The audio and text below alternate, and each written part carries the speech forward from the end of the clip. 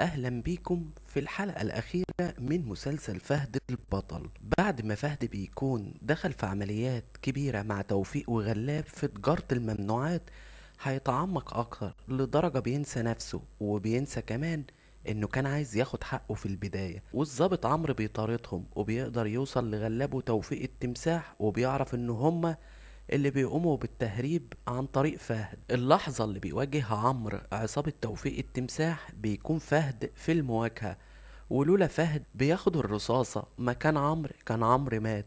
وفي اللحظة الأخيرة فهد بيقوله أنا أخوك وبدليل العلامة اللي في إيدك دي. وطبعا عمرو بيكون عنده خلفية عن الموضوع من أم وفاء، لأن وفاء آخر ما بيفيض بيها وبتلاقي غلاب ابتدى يكره عمرو وعايز يأذيه علشان مش عارف يتاجر في الممنوعات براحته. هتبتدي تقول لعمرو على الحقيقة كلها علشان يدور على اخواته ويعرف حقيقة غلاب، وان هو اللي شرط اخواته اللي ما تعرفش عنهم حاجة لحد دلوقتي، وهو اللي موت ابوه زمان. وفهد بعد ما اتجوز اسيا مش هيرضى يطلقها وهيعاملها اسوأ معاملة، ومش هيرضى يسمع كلام التمساح ويطلقها. وفهد بيبتز التمساح ويقوله اي غدر هيجي من ناحيتك او من بنتك انا هرفع قضية ان الواد مش ابني، والفضيحة هتبقى في شق التعبان كله. وده بيخلي توفيق ونادر يسكتوا، وبينتقم نادر من راوية اكتر واكتر بعد ما بيحبس ريكو علشان ما يخليهاش تتجوزه، وهيبتدي يخطف راوية كمان. وفهد هيفضل يدور عليها لغاية ما بيلاقيها في المخزن اللي مات فيه ضيا.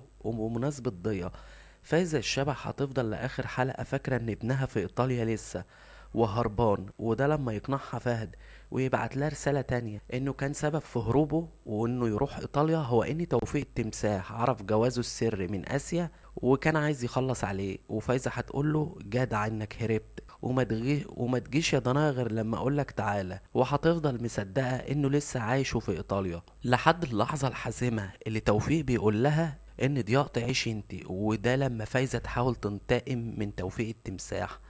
اما كناريا بعد فهد ما اتجوز عليها العلاقة هتتدهور ما بينهم اكتر، بعد كمان ما ابوها شوقي بيموت بسبب فهد، وبتتهم فهد ان هو اللي موته، وفهد بيكون بريء لحد ما بتعرف الحقيقة وان شامل هو السبب علشان كان عايز ينتقم من فهد.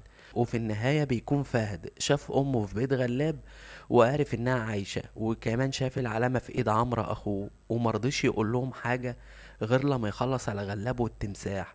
وبتعرف وفاء ان فهد وراوية يبقوا ولادها ولسه عايشين، بس بيكون خلاص فهد خد حق ابوه. وفي اخبار بتقول ان فهد وراوية بيموتوا في الاخر وعمرو بس اللي بيستنى مع وفاء، وغلاب بيتسجن هو وتوفيق او بيموتوا، وعجيبة بتكون ماتت هي كمان علشان غلاب هيخلص عليها لما تحاول تبوح بالسر. كل اللي انا قلته ده في حاجات تخليك تزعل في الحلقة الاخيرة زي صدمة فايزة الشبح لما تعرف ان ضياء مات، وكمان ان فهد يموت بسبب عمرو. والنهاية اللي هتكون مفرحة لينا وهي فهد ما يموتش ولا هو ولا اخته راوية، وبيرجعوا يعيشوا مع عمرو ووفاء بعد ما بيكونوا عرفوا الحقيقة كلها. وريكو يتجوز راوية وفهد بيرجع لكناريا زي الاول ويحبوا بعض.